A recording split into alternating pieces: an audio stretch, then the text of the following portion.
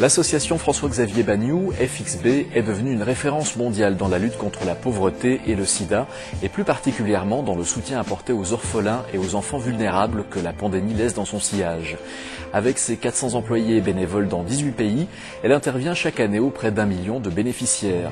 Ce soir, nous recevons David Perinetto, 32 ans, pour nous parler du défi PME qui a lieu au Rwanda avec le concours d'entreprises romandes. David Perinetto, bonsoir. Bonsoir. Merci d'avoir accepté notre invitation. Merci d'être venu sur le plateau de l'entretien sur Canal 9. Alors, l'association François-Xavier Bagnoud, de nom, tout le monde connaît ou presque.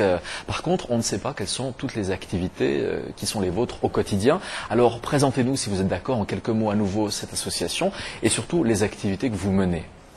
François-Xavier Bagnoud était un pilote d'hélicoptère spécialisé dans le sauvetage qui est décédé à l'âge de 24 ans lors d'une mission de sauvetage au Mali.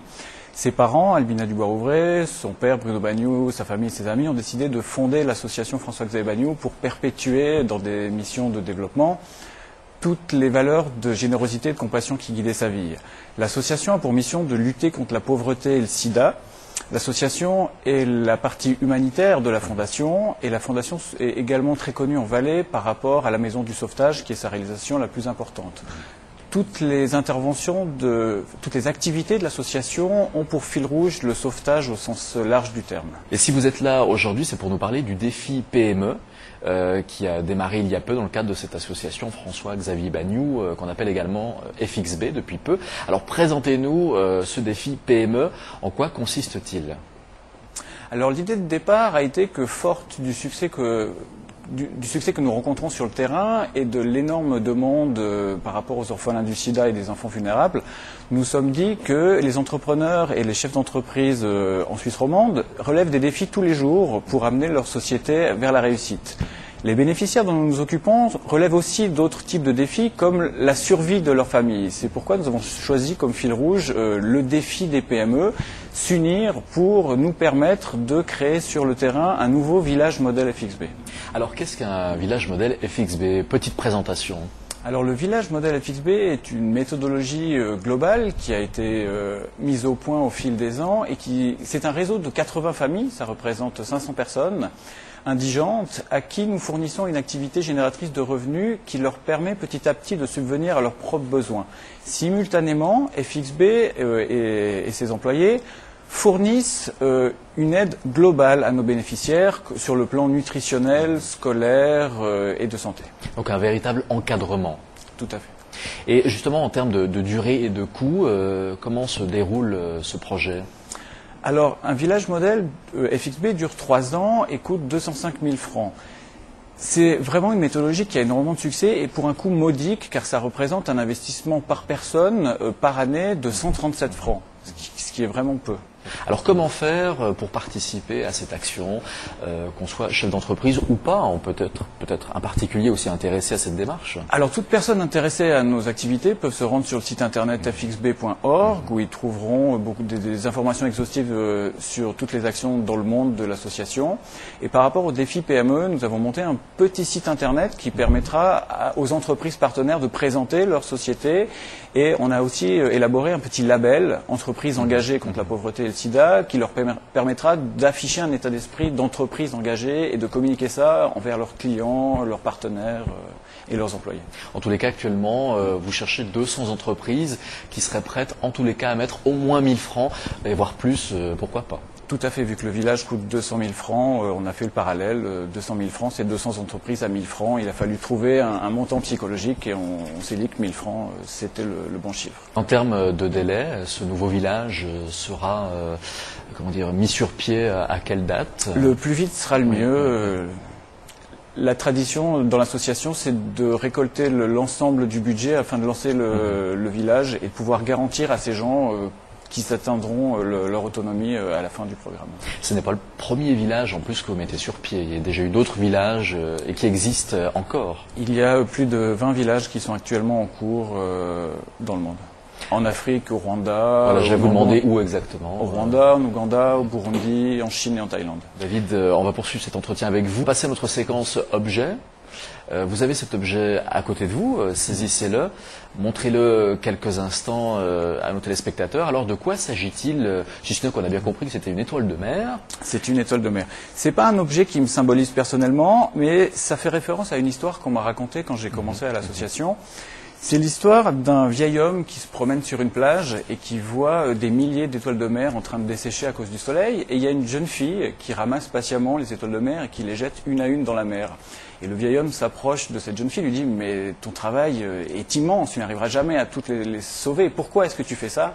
Et la jeune fille, en jetant l'étoile de mer qu'elle tenait à la main, le regarde et lui dit « Mais pour celle-ci, ça change tout. » Et ça résume un peu notre travail. On ne peut pas intervenir partout, mais où nous intervenons, nous voulons vraiment faire le maximum pour que les personnes dont nous nous occupons puissent s'en sortir. Donc vous n'avez aucune frustration quant à peut-être ne pas pouvoir vous occuper de tout le monde, c'est ça? Non. Vous essayez de faire le maximum et justement de changer la vie, un maximum de vie, on va dire. Tout à fait. La vie de milliers d'enfants a été transformée jusqu'à aujourd'hui. La vie de milliers d'autres, il y a des milliers d'autres qui attendent leur tour. On compte sur le soutien de toutes ces opérations qu'on lance de recherche de fonds et de communication pour pouvoir en sauver le plus possible. Est-ce que vous savez jusqu'à aujourd'hui combien l'association a pu aider de personnes? Vous avez un chiffre en tête? Alors chaque année, c'est assez conséquent. Chaque année, on intervient auprès d'1 million de personnes. On fait énormément de sensibilisation. Mais par exemple, par rapport à un village modèle, il y a 500 personnes. Il y a 85% de ces gens qui deviennent autonomes économiquement et socialement au bout de ces 3 ans. Ce qui est un résultat vraiment formidable. Les villages qui se sont terminés viennent d'avoir une étude externe pour voir l'impact socio-économique. Et il y a quasiment 90% de ces gens qui, après 4 ans, après la fermeture du village modèle FXB, sont toujours au-dessus du seuil de pauvreté. Car il faut savoir qu'ils partent vraiment en dessous de rien, on s'occupe des gens qui n'ont rien du tout. Et au-delà de 3 ans, donc votre intervention est terminée, c'est ça que vous voulez dire? Les équipes FXB sont toujours sur le terrain, les gens qui ont une activité génératrice, qui arrivent à subvenir à leurs besoins, à payer les frais de scolarité, les frais nutritionnels, les frais de santé, etc., sont toujours bienvenus dans les centres FXB et peuvent venir demander des conseils. Dans notre méthodologie, on forme également des groupes de bénéficiaires pour que les gens apprennent à devenir solidaires et puissent se soutenir mutuellement. Par rapport à l'activité génératrice de revenus, il y en a une supplémentaire que l'on fournit à l'ensemble du groupe de bénéficiaires. Et c'est un petit plus qui leur permet de collaborer et de pallier au coup dur. Tout de suite, notre trio de tête, des personnalités valaisannes, suisses, à un autre niveau, donc, qui interviennent à d'autres niveaux, politiques ou autres, et puis international. On va tout de suite en parler avec vous, mais tout de suite, on va déjà attendre qu'une personnalité s'affiche déjà sur cet écran qui est en face de vous, et ce sera le cas quand vous aurez dit stop. Stop. Jean-Michel China, donc... je parlais politique à tout hasard il y a quelques secondes. Effectivement, donc un homme politique s'affiche. La politique, c'est important dans le cadre de votre activité que vous menez. Vous avez des soutiens concrets, que ce soit ici ou à l'étranger? La politique et le lobbying que nous mettons en place est extrêmement important par rapport à nos activités. Par exemple, tous les 7 mai, l'association a lancé en 2001 la journée mondiale des orphelins du sida, où nous essayons de responsabiliser, d'informer, de sensibiliser les gouvernements et les décideurs à l'importance de la lutte pour subvenir aux besoins des orphelins du sida. Et une personnalité à un niveau international, cette fois-ci, pour terminer ce trio de tête, là aussi vous dites stop quand vous le souhaitez. Stop. Benoît XVI, on parle cette fois-ci de religion. Dans le cadre des projets que vous menez, la religion a aussi son importance parfois. Alors l'association est apolitique et religieuse et nous ne faisons pas du tout d'intervention dans ce sens auprès de nos bénéficiaires. Mais vous tenez compte quand même des situations et de leur contexte? Bien évidemment.